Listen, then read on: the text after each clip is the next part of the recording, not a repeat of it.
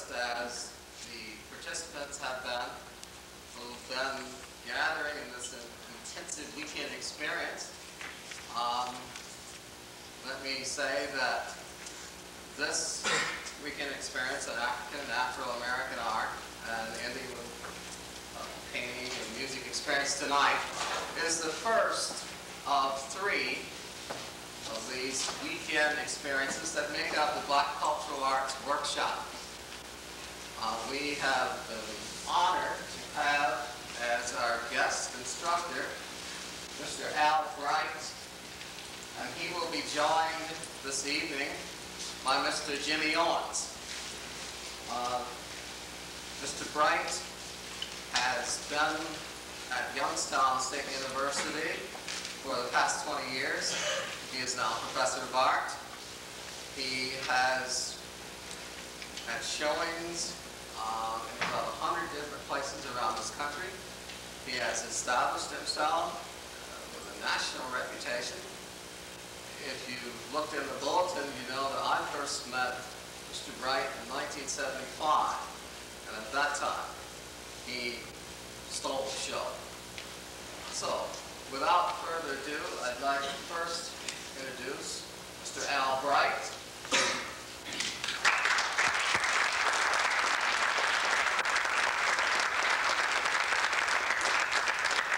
Also, I would like to introduce Mr. Jimmy Owens.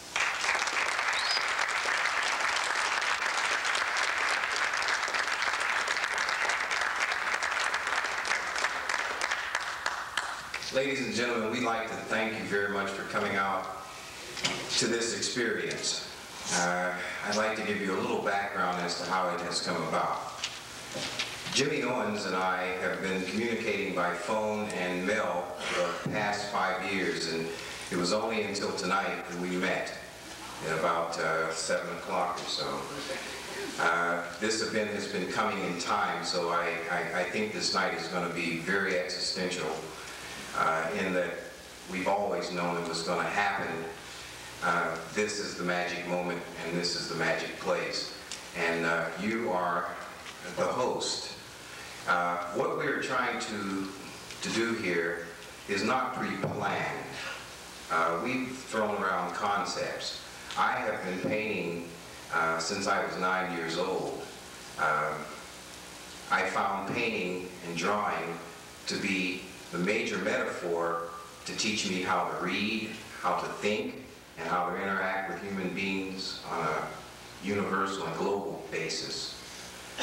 My encounters as a youth reinforce that art plays a major part in the whole structure of our world, and that even though many of you are studying in the liberal arts, it's very important to have a humanities base so that when you liberate yourselves through your education, you can begin to open and address the world on a global basis through the humanities.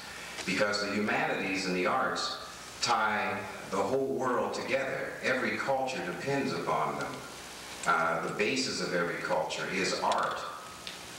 Philosophy and theory and science and so forth develops out of art and symbols. And from what I have observed, in most cultures, art and music and dance and the word of mouth are all inextricably tied together. They have never been stratified into units and separated in a linear fashion. They've been in an organic kind of a situation where the drama all comes together around visual happenings, thinking, emotional experiences, music, the drama, the masquerader.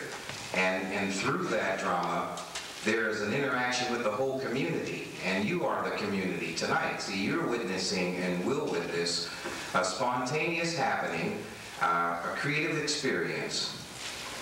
Unfortunately, no matter how hard you try, you cannot share the creative experience with us.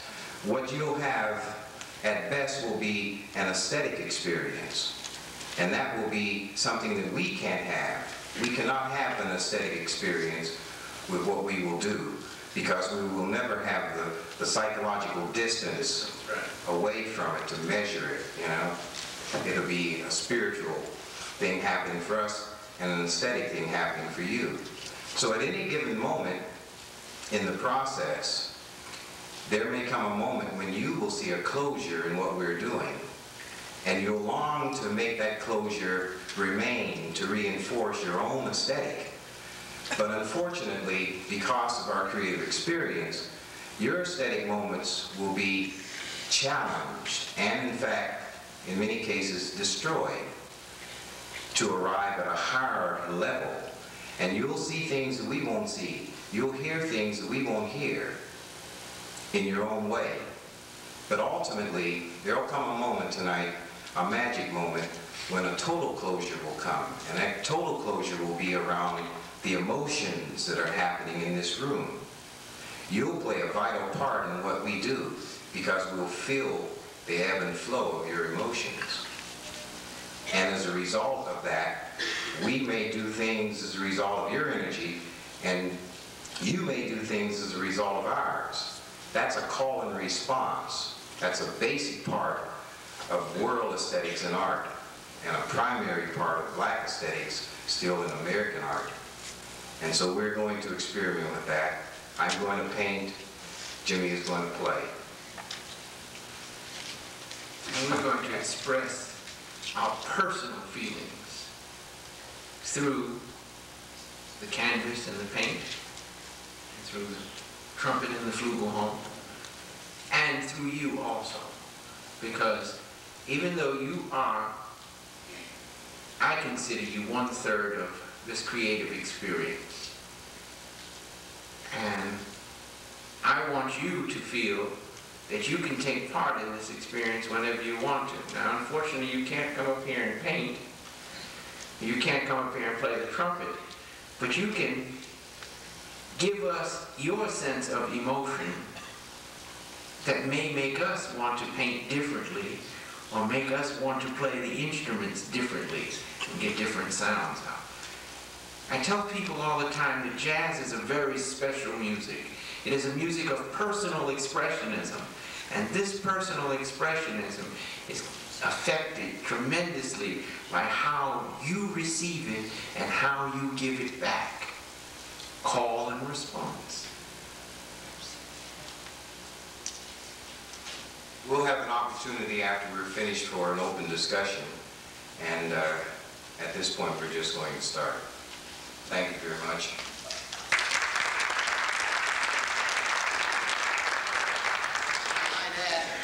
That I approach the canvas from what is known as the alla prima approach.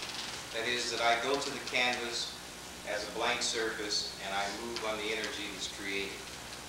The bravest mark is the first one, and the hardest mark is the last one, because a fool is one who doesn't know when to stop after he's made his point.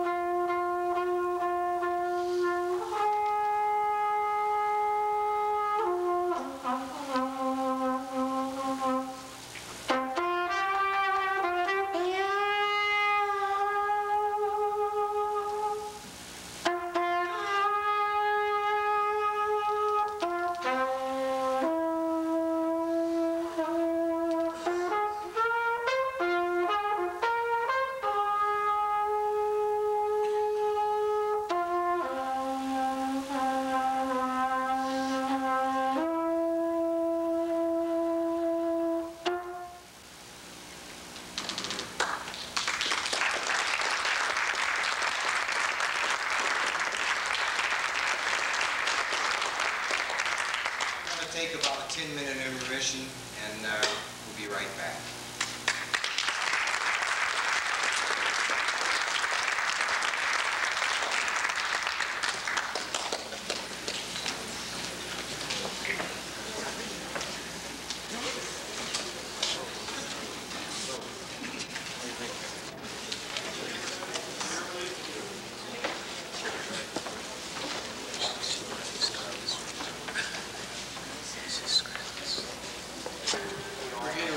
To begin again, and I feel that we'll be able to bring it to a closure in not too short a distance from now.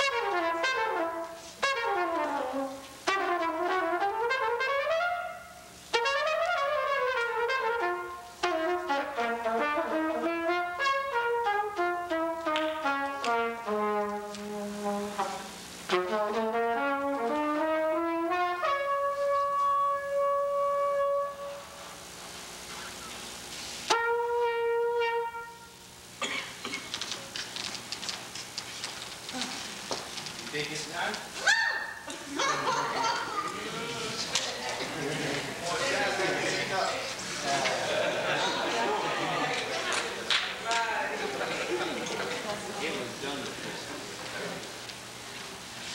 Help me.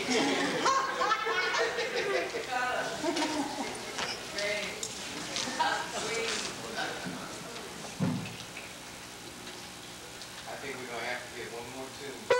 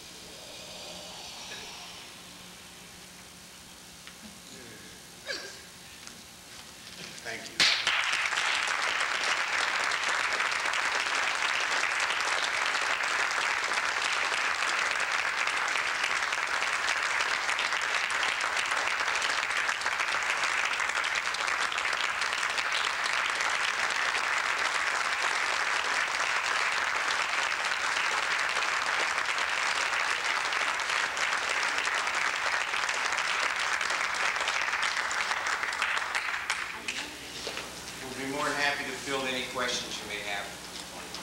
Look at that, I've grown something. I've grown something. Sorry.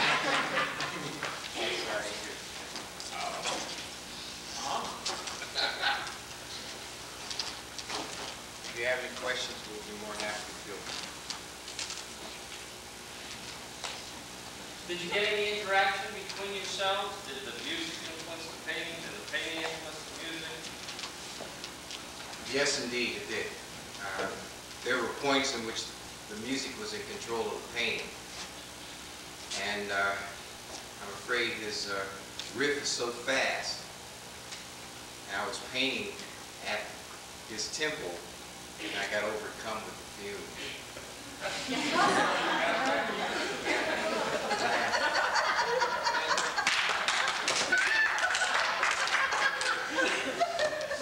I was influenced by the I think she's laughing because she's metaphorically thinking that I said it really was funky.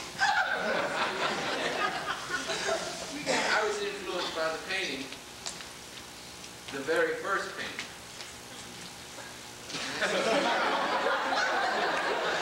Where are we going to go from here?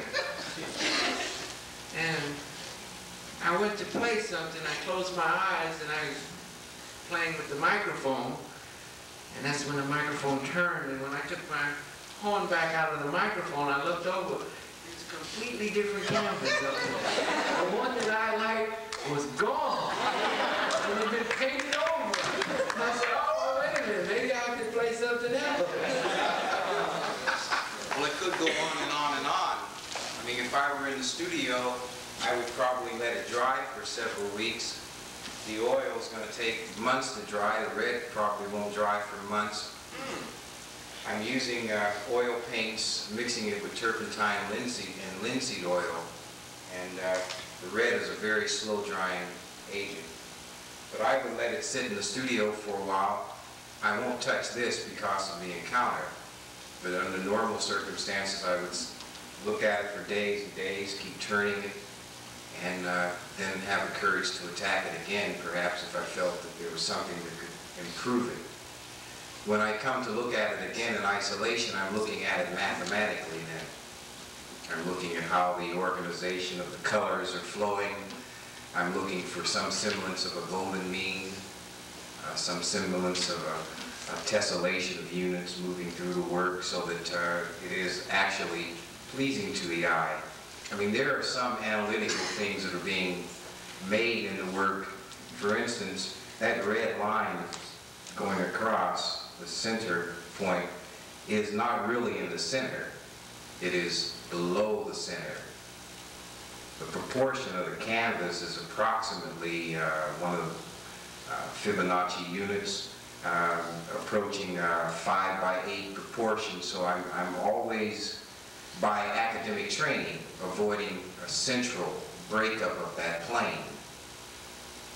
I always move left of the center, right of the center, below the middle, above the middle, so that the eye will spiral in the work ultimately, and the viewer will maintain power in the interior of the work, and it moves in a cyclical kind of a fashion.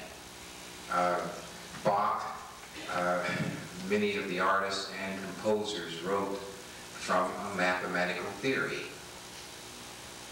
And the theory is a tessellation of numbers that keep growing, like 3, 5, 8, 13, 21.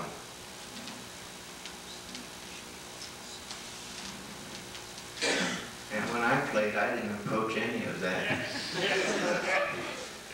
At first, what I did was just play with a few notes and a few sounds. And that's where some of the interaction started to happen with the way I was playing with sound. I had a feeling that I was doing something with the sound that I was getting out of the horn before I was even playing a note. And then what he did made me do something else. So there was that interaction. I was dealing with that interaction. I know he was, because he would pick up a little rhythmic phrase and he'd start to paint with that rhythmic phrase. And I leave the rhythmic phrase and come back and hear him painting with a phrase, and I would deal with it. So it was a collaboration, a musical collaboration at the same time. Surprised me when you picked up your flute, too. It was bent 3/4 of a tone over. You heard me trying to fake it out. It was a rich encounter for me, I know. You have a question? Yes, I noticed you maintained the circle once you drew it, and a couple of the slides you showed us earlier had this circle. So I was wondering, maybe there was a theme to that, like maintaining the circle? Well, And even the images, like you basically did move back, I was wondering maybe I could spontaneous, but particular theme you was interested in. I feel that that orb is a primal shape, an archetypal shape in somewhere, because it appears in most of my paintings, and no matter how fast or how analytical the painting comes about, it tends to organize around that. It's one of my primary shapes. It happens. Maybe it's kinetic. I turn the painting to even destroy it at times, you know, so that the arm isn't flowing consistently with the shape. I'll turn the painting to disorient the whole thing. But ultimately, you go back to the circle, or at least I do. Circle is all of life. Yeah, it does makes a lot of sense. Everything goes around in a circle. Yes. When I listened to Jimmy improvise, he stumbles onto a pattern, a rhythmic pattern of some sort, and likes it and then repeats it. So you hear that pattern almost to us it sounds like by accident, and then it sounds like it begins to occur by design. You pick the pattern up and you continue to play with it, which seems like the solo of improvisation. well, it is. Yeah, and I see in the painting, for the first time watching somebody do an abstract painting, the same thing seems to happen. In what looks like almost an accidental splash of paint across the canvas, you step back and look at it, and the pattern pops out at you. You see it before we do. That first face you sketched in there was buried in the pattern of an accidental splash that preceded it. You pulled it out, and then you began to build upon it. And from my point of view, I'm watching the genius of improvisation, and I see its character being the identification of a pattern and a repetition and polishing of the pattern. That sounds like education to me, too. You know? It really is. In the denotative sense, it is the pulling out of the energy of the student, not the inducing of energy into it, but the pulling it out. And I don't believe that we learn anything in life. I simply believe that some moment in time we become aware. And when we become aware of something, it's as though it's been there all the time. It's very simplistic. And just the fragment of a recognizable object or an element is in everything. The courage is to go in there and try to pull it out a little bit or define it. But Seeing it work the same in both mediums at the same time, I think is genuinely exciting. I found it that way also. Building on that, the interaction obviously initially was more abstract. And if you had videotaped the activity, I think you would see that evolution. At the end, the two of you are together. And the interaction is more conscious and more coordinated. we did, by the way, videotape it, so maybe we'll have an opportunity to review that.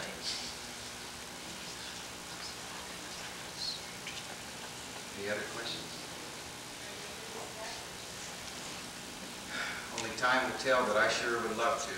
Same here. I really would. I think as many times as Al has done, with all kinds of different musical mediums, painting to symphony orchestra, painting to recorded music, painting to live music. Did a concert in 1980 with Art Blakey and the Jazz Messengers. All of that has a growing experience on him. I've done this once with another artist, and it was completely different. The interaction was different. We were a little more theatrical, walking on and walking off stage and whatnot. It would be a growing experience.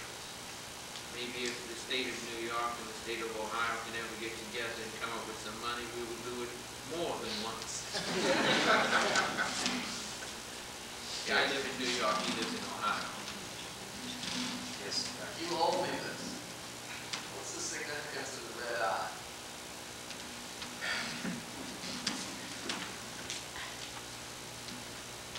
You might have to tell me that.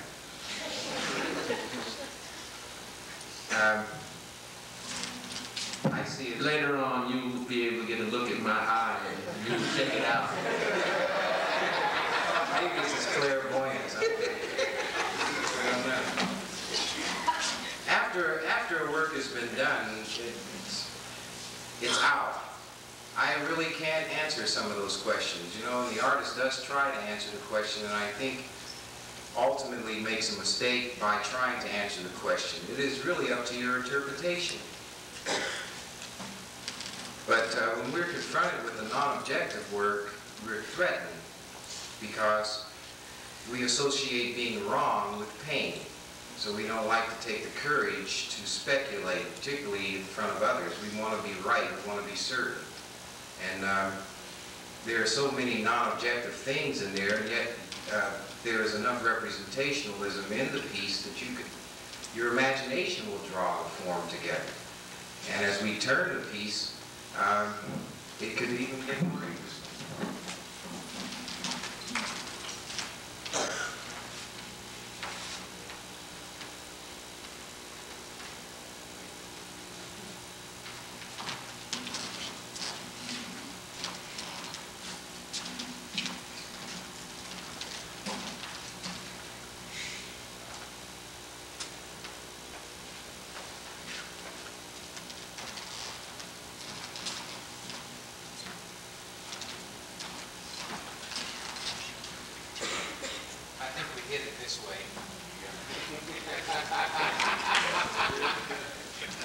Well, I can just imagine someone coming into my house and saying, "That's a nice picture, but you have it up on the wall upside down. The two guys are standing on their heads."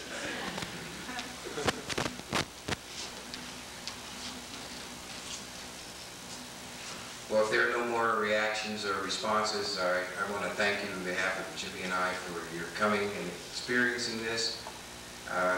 It has been really a rewarding experience. The whole weekend here at Cortland has been a growth experience for me, and I've shared a lot of information with your student body, had a rich encounter with them.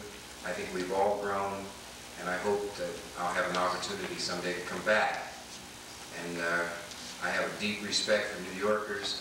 I've looked forward to working in New York all my life, you know, because I think if you make it here, you make it everywhere because of the level of sophistication.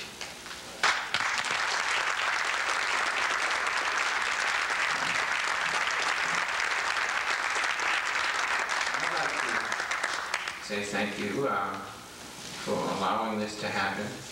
Unfortunately, I didn't get a chance to see the sights of Cortland. I did see downtown. And when I look out my window in Manhattan, I see more people. And more stores. And more cars. But the one thing that Al Bright didn't tell you, that he was really happy to come here, and I think it's something very special. The fact that he came to Cortland, New York, and didn't see any snow because he left a whole lot of it in Ohio. Good night. Thank you.